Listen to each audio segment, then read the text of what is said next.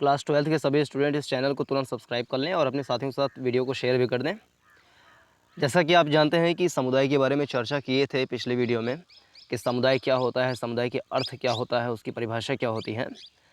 और ये भी देखे थे कि समुदाय 2 प्रकार का होता है। मुख्य रूप से देखें तो एक ग्रामीण समुदाय होता है और एक शहरी या कहें कि नगरीय समुदाय होता है। तो ग्रामीण समुदाय के बारे में पूरा अध्ययन कर लिए थे कि ग्रामीण समुदाय क्या होता है। इस वीडियो में अध्ययन करेंगे कि नगरीय समुदाय क्या होता है और उसकी विशेषताएं क्या होती हैं। तो जैसा कि यहाँ पे लिखा हुआ है कि नगर के विकास के इतिहास से पता चलता है कि कुछ नगर तो नियोजित ढंग से बसाए गए हैं, लेकिन कुछ ग्रामीण समुदाय के आकार के बढ़ने से नगर का रूप धारण कर गए हैं। यानी कि हमें ये पता चलता है कि कुछ शहर जो हैं वो नियोजित ढंग से बसाए गए। नियोजित ढंग से मतलब ये है कि प्लान्ड तरीके से उनको बनाया गया है। जैसे कि अगर हम चंडीगढ़ की बात करें तो या जयपुर की बात करें तो उसको एक प्लान्ड तरीके से बनाया गया है। इसके अलावा कुछ और भी शहर हैं, जैसे कि अगर गाज़ियाबाद की बात करें तो वहाँ पर जो गाज़ियाबाद विकास प्राधिकरण है, गाज़ियाबाद डेवलपमेंट अथॉरिटी है, उसके माध्यम से जितने भी बिल्डिंगें बनाई जाती हैं उसका पहले प्रमाणीकरण होता है, मानकीकरण होता है, फिर वहाँ पर जब पास हो जाता है उसके बाद ही बिल्डिंग बनती है। तो इस तरीके से हम देख सकते हैं कि कोई भी बिल्डिंग बने या कोई भी कमर्शियल या रेजिडेंशियल बिल्डिंग बने तो उसको बनाने से पहले एक प्रमाणीकरण लेना आवश्यक होता है। और किसी भी प्रकार की बिल्डिंग बनाने के लिए ये चीज़ देख लिया जाता है कि उसका जो बायलॉज़ हैं या उसके आसपास में किस प्रकार के जलाशय हैं या नेचुरल रिसोर्सेज हैं, उन सबको ध्यान में रखते हुए बिल्डिंग को प्लान किया जाता है। तो बहुत सारी ऐसी सोसाइटी धीरे धीरे बन जाती हैं जिनके समुच्चय से हम कह सकते हैं कि उस शहर का नियोजित ढंग से उसका विकास हो पाता है। तो नियोजित ढंग से पहले कुछ शहर बनाए गए थे, लेकिन कुछ शहर ऐसे भी हो सकते हैं जो नियोजित ढंग से नहीं भी बनाए गए हों।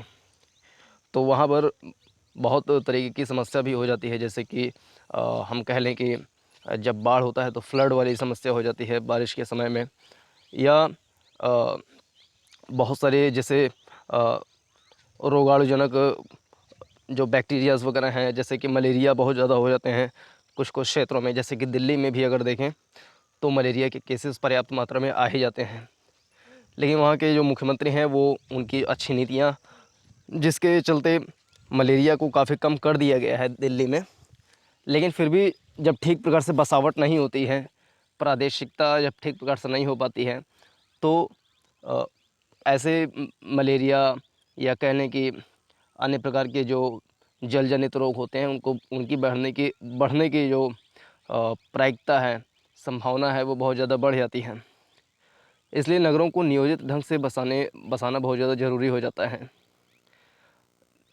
आगे लिखा है नगरीय समुदाय का अर्थ, नगरीय शब्द नगर से बना है, ठीक है, जिसका अर्थ नगरों से संबंधित है। जैसे शहरी समुदाय को एक सूत्र में बांधना अत्यंत कठिन है। यद्यपि हम नगरीय समुदाय को देखते हैं, वहाँ के विचारों से पूर्ण अवगत हैं, लेकिन उसे परिभाषित करना आसान नहीं है। अब इसकी क्या क्या विशेषताएं हैं नगरीय समुदाय की। विभिन्न विद्वानों द्वारा व्यक्त परिभाषाओं के अतिरिक्त नगरीय समुदाय को स्पष्ट करने के लिए आवश्यक है कि इसकी कुछ प्रमुख विशेषताओं की चर्चा की जाए, जिससे संबंधित प्रत्येक पक्ष सामने आकर नगरीय समुदाय को चित्रित कर सकें। इसकी कुछ प्रमुख विशेषताएं इस प्रकार से हैं। तो जो इसमें टेक्स्ट लिखा हुआ है उसको आप पढ़ सकते हैं। जनसंख्या का अधिक घनत्व होता है। जनसंख्या का अधिक घनत्व मतलब कि प्रति इकाई क्षेत्रफल में लोगों की जो बसावट होती है वो बहुत ज़्यादा होती है। जैसे दिल्ली की बात करें या दिल्ली के बगल गाज़ियाबाद की बात करें, नोएडा की बात करें, इसके अलावा हम बात कर सकते हैं प्रयागराज की, वहाँ पर भी बसावट बहुत ज़्यादा है। पटना की, मुंबई की बसावट बहुत, उसकी जो घनत्व है बहुत ज़्यादा है। तो इस प्रकार से जो बड़े बड़े शहर हैं वहाँ की बसावट बहुत ज़्यादा होती है, क्योंकि वहाँ पे इंडस्ट्रीज़ वगैरह पर्याप्त मात्रा में होती हैं। वहाँ पे शिक्षा जो एजुकेशन का है स्तर वो भी अच्छा होता है, जो हेल्थ फैसिलिटीज़ हैं वो भी अच्छी मिल जाती हैं। तो ये सभी कारणों से वहाँ पे लोगों का जो आना होता है बहुत ज़्यादा होता है। इस कारण से शहरों की जनसंख्या बढ़ जाती है। दूसरा है विभिन्न संस्कृतियों का केंद्र होता है। ये भी बात सही है। एग्जाम्पल के रूप में अगर दिल्ली को ही ले लें तो वहाँ पर बिहार से भी लोग आते हैं, यूपी से तो आते ही हैं। इसके अलावा कह लें कि पश्चिम बंगाल से भी आते हैं, वेस्ट बंगाल से आते हैं। ऐसे देश भर के विभिन्न क्षेत्रों से दिल्ली में आते हैं वहाँ पे रोज़गार करने के लिए या विभिन्न कारणों से वहाँ पर आते हैं। तो इस तरीके से हम देख सकते हैं कि बहुत सारी संस्कृतियों का वहाँ पे संगम तरीके से बन जाता है। अ, जो बिहार के रहने वाले लोग जो छठ पूजा मनाते हैं, उसका भी चित्रण हम बड़े-बड़े शहरों में देख सकते हैं। इससे ये पता चलता है कि वहाँ पे अनेक संस्कृतियाँ जो हैं रहती हैं और साथ में अपने त्योहारों को मनाते भी हैं। इसके अलावा कुछ अन्य विशेषताएँ हैं।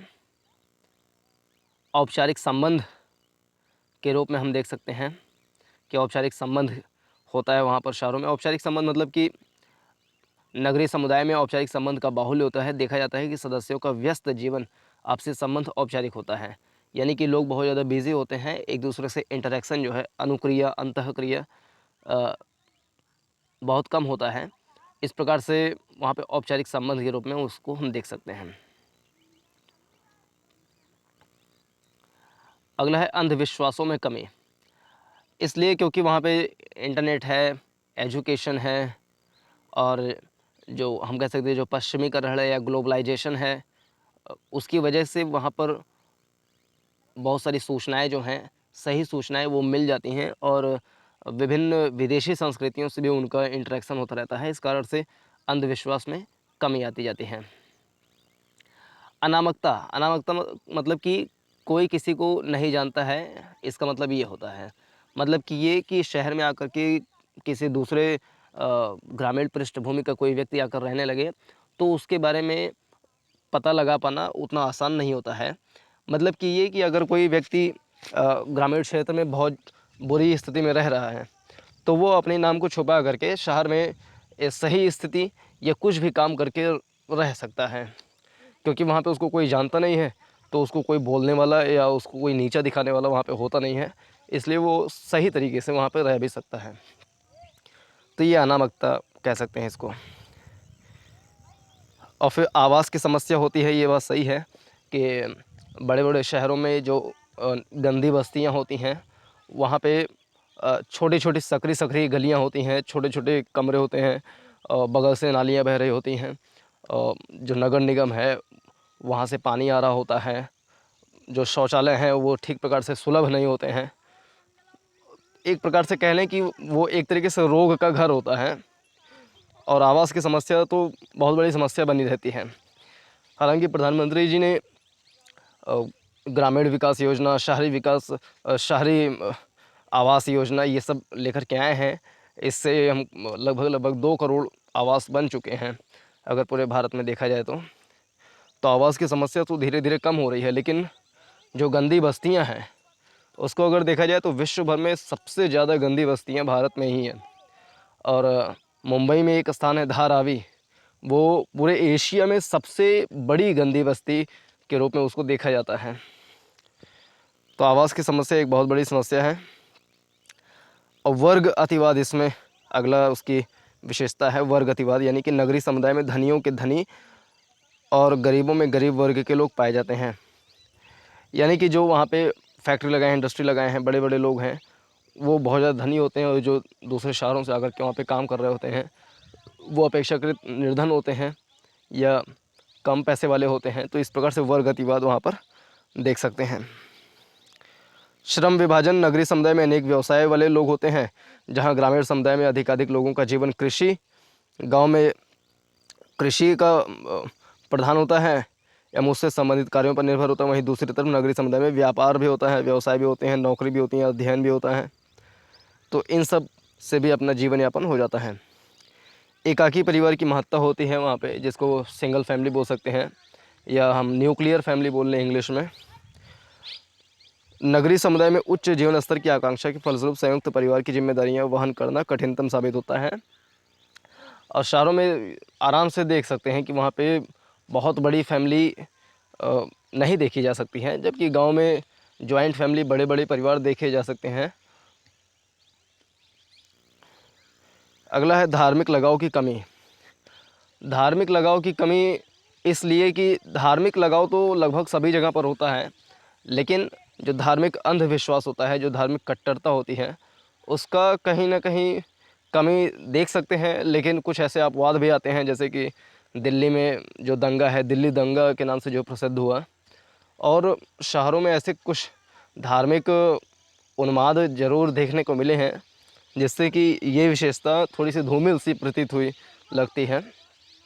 लेकिन फिर भी गाँव की अपेक्षा थोड़ा-सा कम वहाँ पर देख सकते हैं, क्योंकि जो मध्यवर्गीय, उच्च वर्गीय हैं वहाँ पे अ, उनमें शिक्षा का स्तर सही होने के कारण से जो धार्मिक उन्माद वाली भावनाएँ हैं, उसको कम हम थोड़ा-सा देख सकते हैं।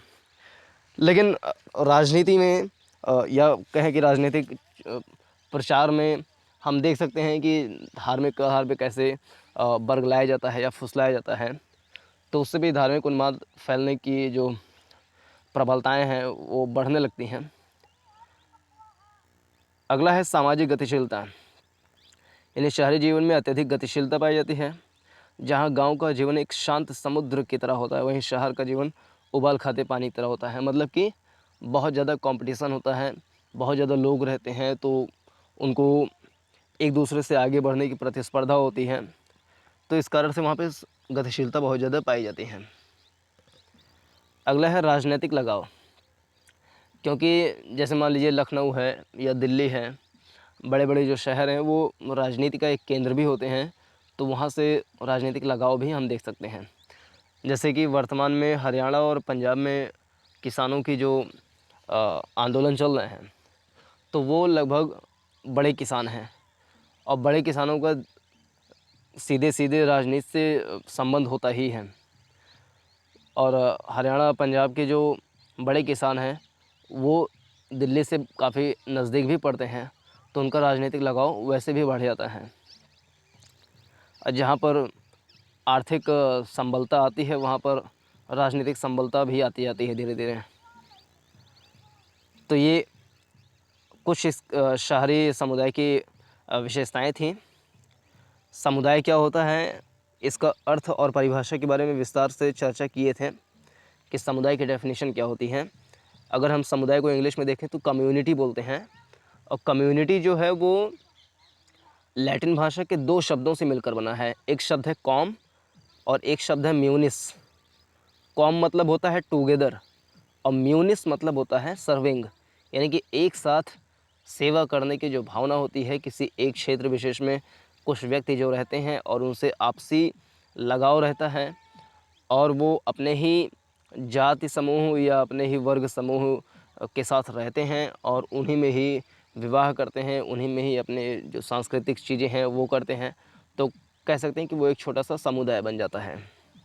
तो इसके बारे में डिटेल में चर्चा किया गया है, उसको आप देख सकते हैं। फ़िलहाल इस वीडियो को देखने के लिए बहुत बहुत धन्यवाद। नमस्कार, जय हिंद।